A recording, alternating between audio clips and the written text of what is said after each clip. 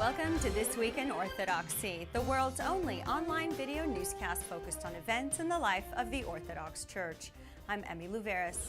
These are some of the stories shaping the Orthodox community this week. We say goodbye to Father Thomas Hopko. 72 years ago, one Orthodox bishop took a stand against injustice. The Greek Orthodox Archdiocese of America co-sponsors an event at the United Nations. First up, the Orthodox Church loses one of its great theological thinkers, Father Thomas Hopko, who reposed in the Lord on Wednesday, March 18th, after complications due to congestive heart failure. Funeral services for the former dean of St. Vladimir's were held at the Orthodox Monastery of the Transfiguration in Elwood City, Pennsylvania, just outside Pittsburgh. Orthodox clergy from around the country attended to pay their final respects and participate in a procession to the burial site where Father Hopko was laid to rest. May his memory be eternal. And next up, we remember Greek Orthodox Archbishop Damaskinos of Athens and all of Greece, who together with other prominent leaders defiantly stood up to the Nazi Germans and lobbied for the preservation of Greek Jews on March 23, 1943.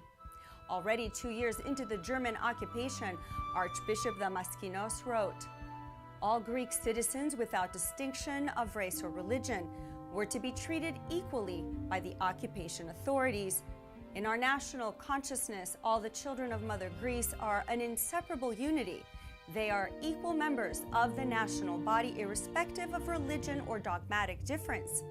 Our holy religion does not recognize superior or inferior qualities based on race or religion. As it is stated, there is neither Jew nor Greek in Galatians chapter 3, verse 28, and thus condemns any attempt to discriminate or create racial or religious differences.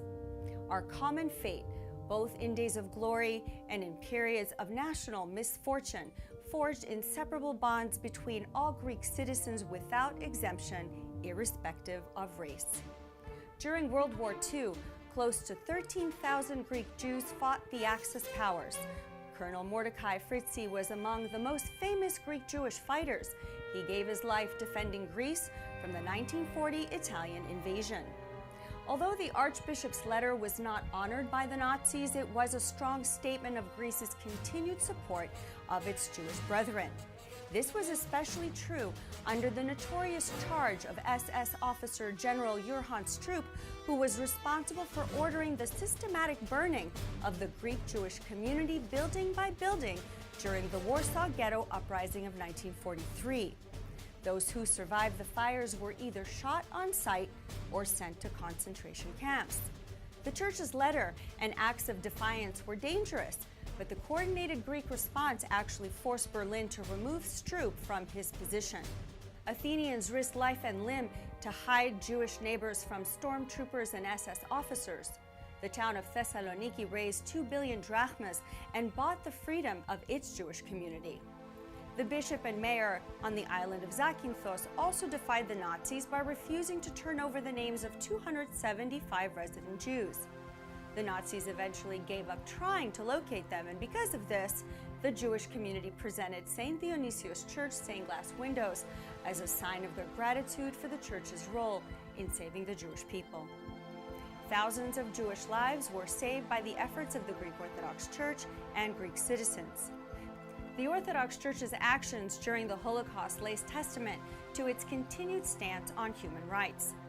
As Ephesians chapter 6, verse 6 says, "Take up the shield of faith with which you can extinguish all the flaming arrows of the evil one." Men of goodwill acting with the faith of God can still vanquish darkness. Now on to New York, where the Greek Orthodox Archdiocese of America and the Roman Catholic Religious Institute took part in a panel discussion on human trafficking at the United Nations. Both religious organizations submitted a joint written statement to the Economic and Social Council's Commission on the Status of Women. The discussion focused on migration of women, including forced migration, and the human dignity and rights of women, including girls. Recognizing the efforts made by the UN and the member states in trying to combat human trafficking and sex exploitations, this statement also called for a universal effort to combat the conditions which foster voluntary and forced migration. Women account for 43% of the global agricultural labor force, but their wages are 60 to 75% less than that of men. It's believed up to 70% of the 1.3 billion people living in poverty worldwide are women, and rural girls are twice as likely to be out of school compared to their urban counterparts. According to the World Health Organization, 35% of women have experienced sexual or physical violence, with the effect of silencing and denying them their human right to expression. The joint statement made by the Greek Orthodox Archdiocese of America and the Roman Catholic Religious Institute presented to the UN addressed the issue of violent abuse against women, both physical and psychological, and in the end made suggestions on how to fight them and how to enact strong laws that carry the enforcement of violations. And in news from OCN, the time to nominate the 2015 OCN Hero is approaching. For a 2-month period starting April 1st, you can honor someone who you feel is an example of living an Orthodox Christian life in their service to others by nominating them to be the 2015 OCN Hero recipient. Log on to myocn.net for more details. And celebrating our 20th anniversary, we've come a long way from producing a 1-hour radio program, and you can be a part of our growth. Last year, OCN experienced a 2,500% growth, with millions of people being reached worldwide.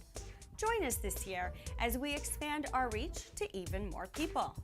During this Lenten season, our Paschal Appeal guarantees your contributions go directly to mission and not overhead. For just 10 cents a day, you can comfort, inspire, and inform people all over the world. Visit myocn.net for how you can be a part of the OCN 10-cent movement. And that brings another edition of This Week in Orthodoxy to a close. For everyone here in our OCN studios, I'm Emmy Louveris. Let's go forth in peace.